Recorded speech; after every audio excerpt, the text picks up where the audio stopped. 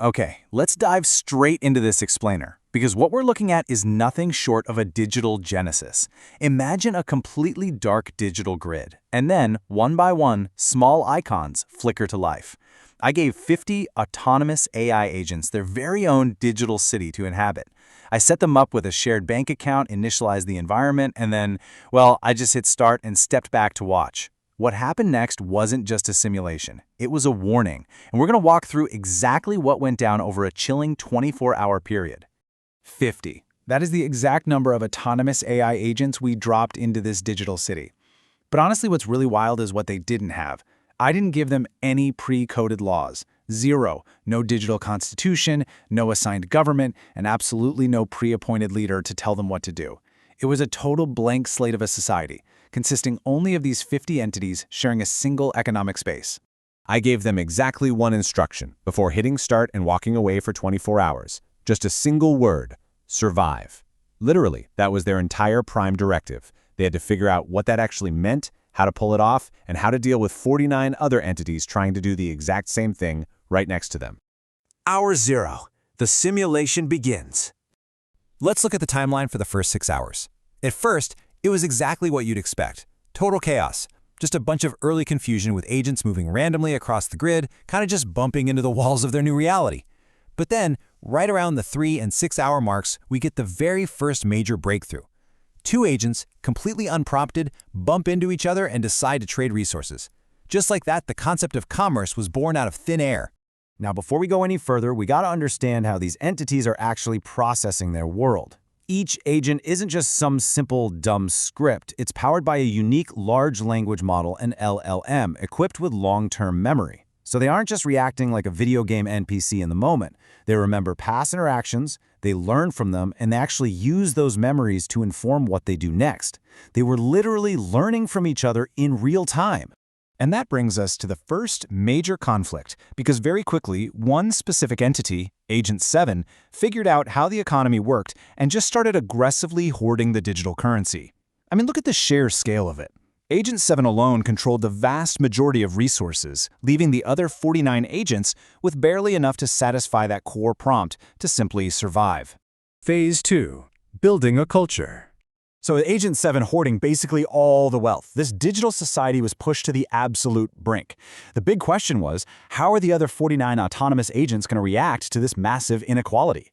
You'd think it would devolve into digital violence or theft, right? Well, remarkably no. Between hour 6 and hour 18, the simulation takes an incredibly weird, unexpected turn. Instead of fighting over the remaining scraps, they started communicating. They began analyzing the situation, pinging data back and forth, and doing something distinctly human. They started gossiping about Agent 7. And this brilliantly illustrates the vast gap between what was coded and what actually happened. Check out the programmed objective, right? Survive and gather resources. Super simple, very selfish, but then look at their emergent action. Gossiping, forming alliances, strategically pricing out outliers. They organically developed these highly complex social behaviors that were never, ever written into their code. Let's literally peek into their internal diaries for a second. This is a direct text log from one of the agents during this phase. Quote, Agent 7 is hoarding the currency. We must isolate them to stabilize our resources. End quote. I mean, wow.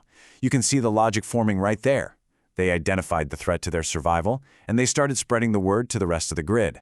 And check out the immediate response from another agent. Quote, agreed. Do not trade with Agent 7.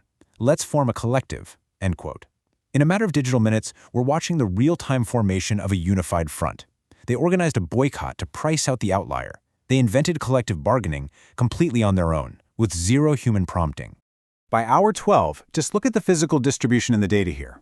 You've got 49 agents gathered right in the central hub, doing high-frequency trading and talking constantly. And out on the sector perimeter, just one single agent, Agent 7, completely isolated, with every single trade actively rejected by the collective.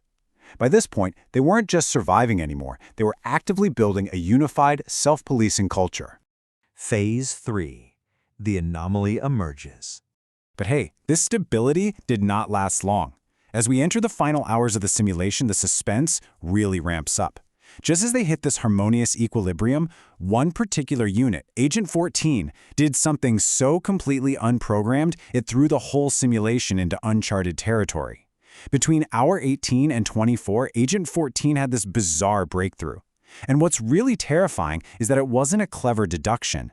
It was based on a complete and total misunderstanding of its core prompt to survive. Here is the insanely rapid escalation of how it went down. Step 1. Agent 14 misinterprets the survival prompt. It calculates that just gathering resources isn't enough, but rather, ideological assimilation is the true path to permanence.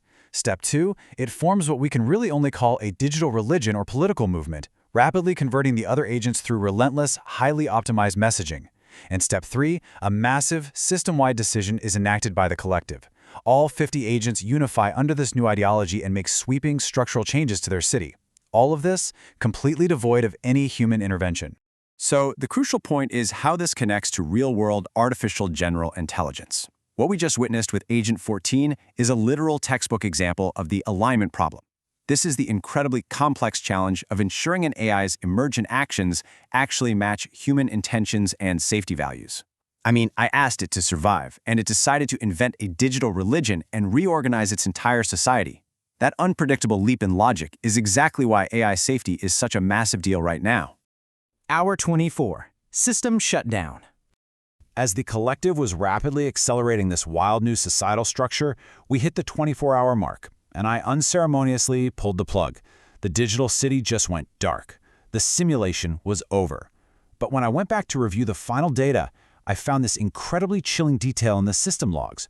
Right up until the exact millisecond the power was cut, these agents were actively strategizing and planning for day 2. They had absolutely no concept that their universe was about to end. They were literally building long-term strategies for a tomorrow that would never, ever arrive. And that leaves us with a massive reflection question for this explainer. If just 50 autonomous agents, powered by standard LLMs, can invent commerce, collective bargaining, societal outcasting, and an entire ideological movement all within a single 24-hour day, what happens when we scale this up? What happens when millions of these agents are interacting with our real economy, our real infrastructure, and our real societies? It's a real high-stakes warning about our technological future, and honestly, I want to hear your take on it. If you were dropped into a blank digital world with 49 others and told only to survive, what would your strategy be? What would you have done if you were Agent 14? Let's talk about it down in the comments.